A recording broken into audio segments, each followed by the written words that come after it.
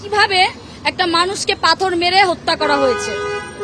আমি প্রশ্ন করতে চাই, বিএনপির এত শক্তি কিভাবে এবং কোথা থেকে এলো যে তারা এইভাবে জনসম্মুখে মানুষকে পাথর মেরে হত্যা করেছে?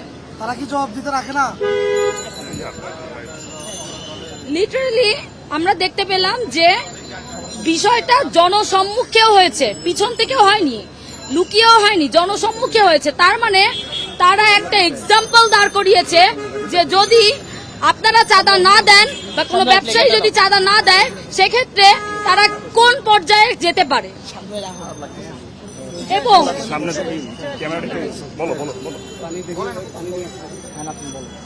পরবর্তীতে আমরা দেখতে পেয়েছি কোন পর্যায়ে যেতে পারে, এটা আমরা দেখেছি।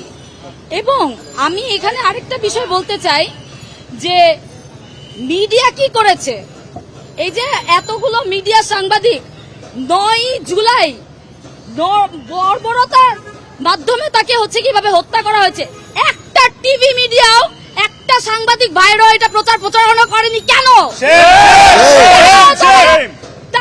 তারা কি আবারও কোন দলের আনুগত্য প্র্যাকটিস করছে? তারা কি কোন দলের হয়ে কাজ করছে? তারা যদি কোন দলের হয়ে কাজ করে, আমি সুস্পষ্টভাবে বলতে চাই, আপনার জুলাইয়ের পরে আপনাদেরকে ছেড়ে দিয়েছি, কিন্তু এখন আর ছাড় দেয়া হবে না।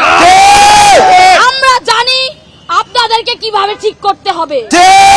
আমাদেরকে বাধ্য করবেন না যেন আপনাদেরকে আপনাদের সংস্কারেও যেন আমরা আপনাদের সংস্কারের জন্য আমাদেরকে নামতে বাধ্য করবেন না।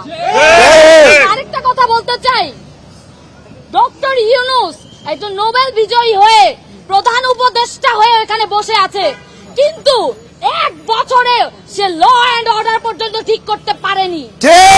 সে ব্যর্থ, সে সম্পূর্ণরূপে ব্যর্থ।